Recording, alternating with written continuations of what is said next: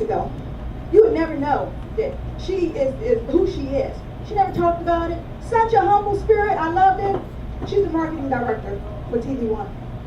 She has held positions, really great positions, and Ion Media, UPN, and cable. What's the cable network that you were on? It's Comcast, Up Television, and this girl has been around. Oxygen. But what I loved about her is she was so humble. We had great dialogue. She is going to get the Woman to Watch Award. She is in a very influential position to be able to provide content to you all. I mean, to give you an opportunity to use your content to do whatever it is you want to do. If you want to empower people, if you want to get on television and help people, because that's what we want to do, she is someone you need to talk to. So I'm talking about connections. After this, we're going to have a whole hour network, and I need you to make connections. I need you to walk out of here with at least one friend. And I want you to keep in mind that it's not about what you can get, but it's truly about what you can get. If you can come up here, Chanel Boyd, she's a woman to watch. Maybe she's a woman to watch. Isn't she gorgeous? Sure. Well, first of all, thank you for this award. And I'd like to thank God as well. And I have my mom here today.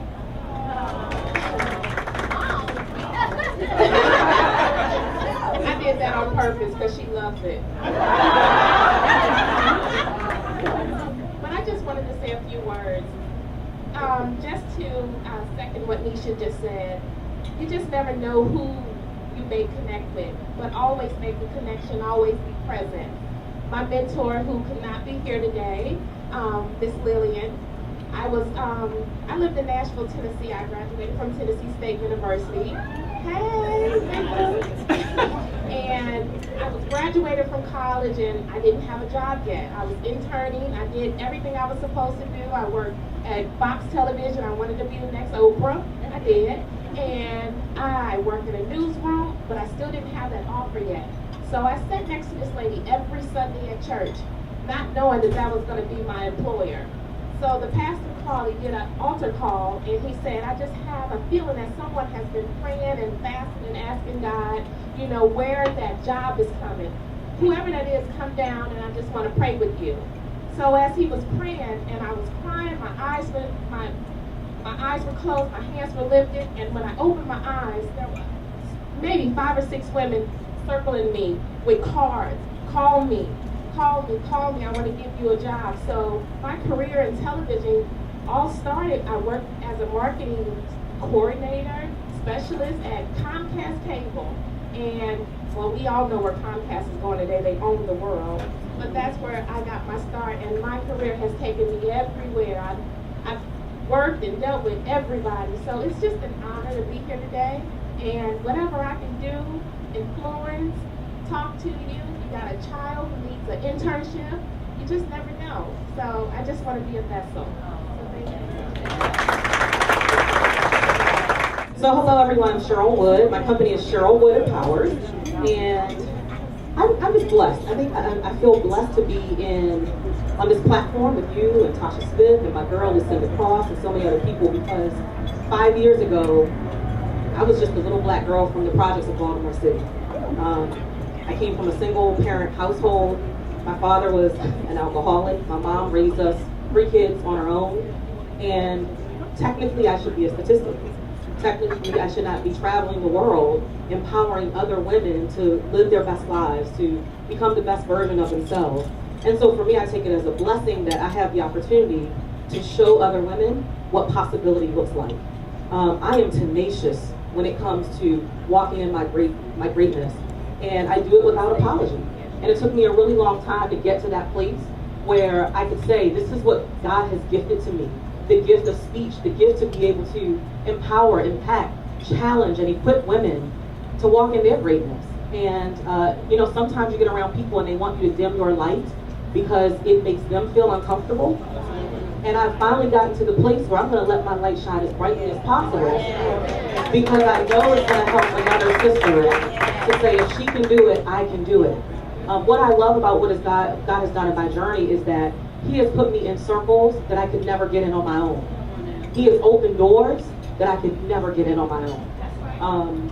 And it's just amazing that when you take the first step And that's the key. Take the first step. Do it scared. I mean, sometimes I've been in situations, I'm like, you want me to talk to who? These people got PhDs and master degrees and they're engineers and technicians, and I'm a little black girl with no college degree. But he will open the doors that you can never open on your own. And so it's been about being fearless enough to do what I believe is in my spirit, to do what is in the core of me to do with God's help, and surrounding myself with other men and women who sometimes see more greatness in me than I see in myself. And sometimes you don't have the strength to say, this is who I am, this is my gift to the world. But you at least have to have an inner circle of people who see the gift, acknowledge the gift, and they don't tolerate you, they celebrate you. And that's kind of been the journey. So it's 5 years ago, I wasn't a speaker, I wasn't an author, I wasn't a coach. I was punching a time clock and building somebody else's dream. I'm a mama of 3. I got a 6-year-old, a 7-year-old, and a 10-year-old. And what I realized was they're watching me as their role model. And so I think every woman in the room, you have an obligation to, first of all, nurture what's in your own household.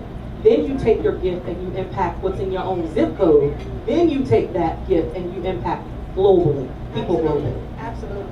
Can you tell us a little bit about this incredible conference that you're going to be having? Oh my goodness. So my whole motto for 2014 is what? Who knows?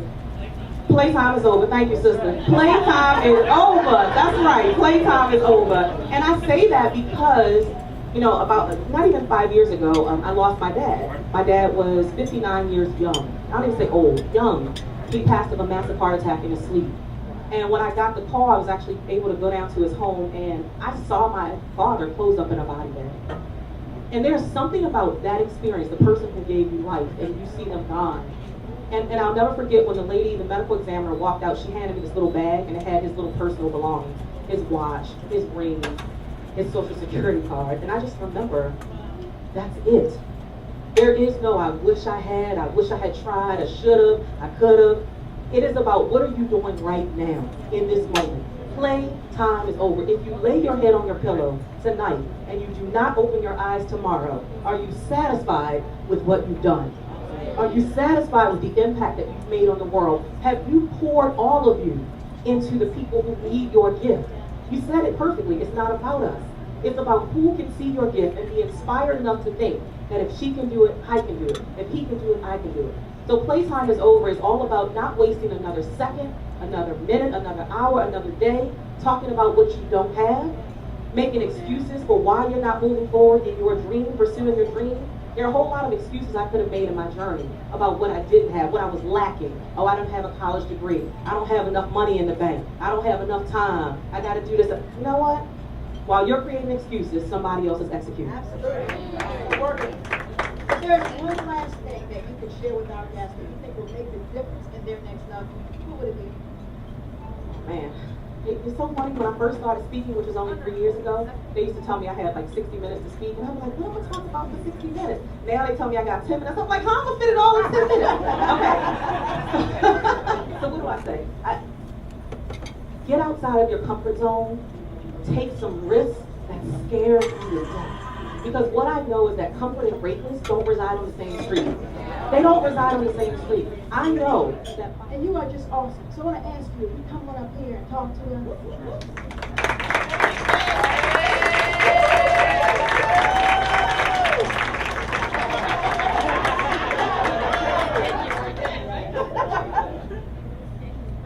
Tell us a little bit. I know you have this incredible conference coming up as well. And tell us a little bit about that. This activator. She's the activator. Queen activator. Thank you so much. Isn't this beautiful? Yes. Let's give her a hand. Everybody looking beautiful, right? It got me from New York, so I'm loving it. I'm just honored. And also honored I have myself with Tasha. I'm over there. But so in New York, September 20th, I had the Activate conference. Last year, it was amazing. I know people are used to having conferences set up in different, like hotels and things like that. Last year, we did it in a mansion, and it was phenomenal. I mean, it was just, come on, God tells us we have mansions, right? Many of them. So we deserve to be inside of a mansion just where people make vows And so that was last year. This year we're going to be in the New York Times Center. I'm connected to a lot of authors, a lot of writers, a lot of speakers. And so what better place than to just be in the area where people's dreams come true in the New York Times building, right? And so that's what will be happening September 20th. Write that down. I don't see any pens or phones. I have flyers, but September 20th in New York, we have a full weekend experience laid out for everyone. You know, one of the things, I read your book. She has a book called Road to Redemption. And what I truly believe, and I said I was going to use strategies with stories because they're important. In your book, you talk about a dark period in your life. Can you talk a little bit about that and how you overcome? That's the part. I want you to talk about that part of overcoming. Okay. This is what I have to talk to TV1 about. But no. You know, we all have different experiences and challenges in life. God gives us many stories to tell. And this particular story, I fought God tooth and nail because I did not want the book, The Road to Redemption, to reflect one of the stories. And so the story that he had me to share was an experience that I went through. How many of us know that your testimony is not for you? It has absolutely nothing to do about you. It has absolutely nothing to do with your past or who's involved in it. It's for somebody else. And so for me, and I'll be brief because it's long and I want you guys to get the book, at 18, quick plug, change. But for me, at 18 years old, you know, I made a decision. I was going to college. Same with Cheryl. I was working in New York City Housing Authority, the public housing. My mother had 4 children, single mom, and so I wanted to show her all of the women in my family are educational junkies. Like they go for degree after degree after degree and do absolutely nothing with it. And so for me, I followed that same suit. And at 18, I made the wrong decision. Instead of continuing to go to college, I was struggling. I was just struggling going to an expensive school that my parents couldn't pay for. And I made a decision to start transporting drugs, right? They lurk around the colleges and they try to look for somebody who can look like they can do the job. And so that landed me in 4.5 years in federal prison. And so when I should have been graduating with the rest of my peers, I was in federal prison trying to figure out my life. And so the same thing that I'm doing today is the same thing I was doing then. And that was a very dark period. I was away from my mom, away from my family, a teenager, and it was an experience. Well, you know, I think sometimes, and not even just entrepreneurship, but just in life, we're not always happy with some of the decisions we make. You know, whether it's in our finances, whether it's in our relationships, we have passed. But you know what? We are still great, and we still overcome. And that is why I think you are so incredible, because you are taking that and you are liberating women. You're giving them strategies so that they can do the great things that God called them to do. And that is what I wanted you all to get from this. I want you to get that whatever it is that you've done, it doesn't matter, because you're still great. You're still great. And so I thank you so much for your transparency. I appreciate it.